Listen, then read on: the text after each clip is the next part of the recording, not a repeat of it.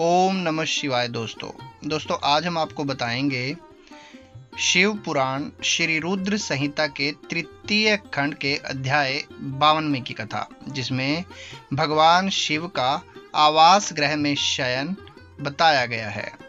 ब्रह्मा जी बोले, नारद, शैलराज हिमालय ने सभी बारातियों के भोजन की व्यवस्था करने हेतु सर्वप्रथम अपने घर के आंगन को साफ कराकर सुंदर ढंग से सजाया।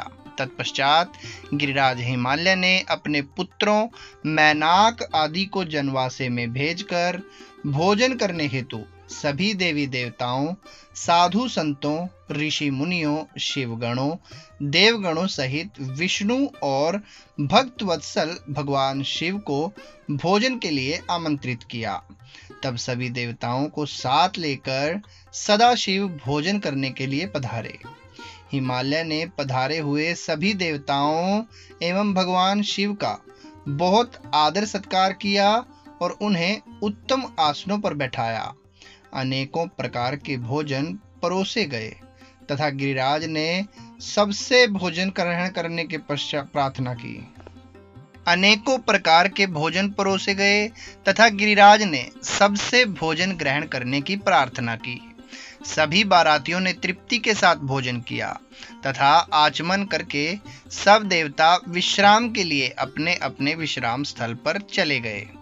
तब हिमालय प्रिया देवी की आज्ञा लेकर नगर की स्त्रियों ने भगवान शिव को सुंदर सुसज्जित वास भवन में रत्न जड़ित सिंहासन पर सादर बैठाया।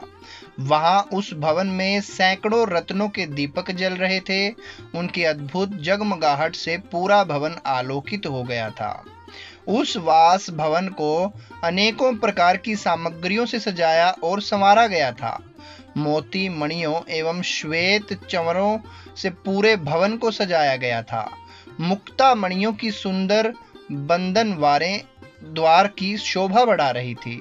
उस समय वह वास भवन अत्यंत दिव्य, मनोहर और मन को उमंग तरंग से आलोकित करने वाला लग रहा था। फर्श पर सुंदर बेल बूटी बने थे। भवन को सुगंधित करने हेतु सुवासित द्रव्यों का प्रयोग किया गया था, जिसमें चंदन और अगर का प्रयोग प्रमुख रूप से था। उस वास भवन में देवताओं के शिल्पी विश्वकर्मा द्वारा बनाए गए कृत्रिम वैकुंठ लोक, ब्रह्मलोक, इंद्रलोक तथा शिवलोक सभी के दर्शन एक साथ हो रहे थे।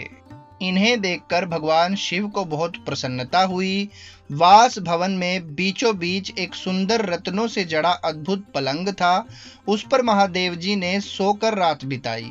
दूसरी ओर हिमालय ने अपने बंधु बांधवों को भोजन कराने के उपरांत बचे हुए सारे कार्य पूरे किए। प्रातः काल चारों ओर पुनः शिव विवाह का अनोखा उत्सव होने लगा। अनेकों प्रकार के सुरीले वाद्य यंत्र बजने लगे, मंगल ध्वनि होने लगी। सभी देवता अपने अपने वाहनों को तैयार करने लगे। सभी की तैयारियां पूर्ण हो जाने के पश्चात भगवान श्री हरि विष्णु ने धर्म को भगवान शिव के पास भेजा। तब धर्म सहर्ष भगवान शिव के पास वास भवन में गए। उस समय करुणा निधान भगवान शिव सोए हुए थे। यह देखकर योग शक्ति संपन्न धर्म ने भगवान शिव को प्रणाम करके उनकी स्तुति की और बोले, हे महेश्वर, हे महादेव, मैं भगवान श्री हरि विष्णु की आज्ञा से यहाँ आया हूँ। हे भगवान, उठिए और जनवासे में पधारिए। वहां सभी देवता और ऋषि मुनि आपकी ही प्रतीक्षा कर रहे हैं। प्रभु, वहां पधार कर हम सबको कृतार्थ करिए। धर्म के वचन सुनकर सदाशिव बोले, हे धर्मदेव, आप जनवासे में वापस जाइए। मैं अतिशीघ्र जनवासे में आ रहा हूँ। भगवान शिव के ये वचन सुनकर धर्म ने भगवान शिव को प्रणाम किया और उनकी आज्ञा लेकर पुनः जनवासे की ओर चले गए। उनके जाने के पश्चात भगवान शिव तैयार होकर जैसे ही चलने लगे, हिमालय नगरी की स्त्रियां उनके चरणों में दर्शन हेतु आ गई और मंगल गान गाने लगी। तब भगवान जी ने गिरिराज हिमालय और मैना से आज्ञा ली और जनवासे की ओर चल दिए। वहां पहुंचकर महादेव जी ने मुझे और श्री हरि विष्णु सहित सभी ऋषि मुनियों को प्रणाम किया। तब सब देवताओं सहित मैंने और विष्णु जी ने शिव जी की वंदना और स्तुति की। तो दोस्तों यहाँ समाप्त होता है अध्याय 52वां। कल फिर मिलेंगे आपको अध्याय 53 के साथ। तब तक के लिए ओम नमः शिवाय।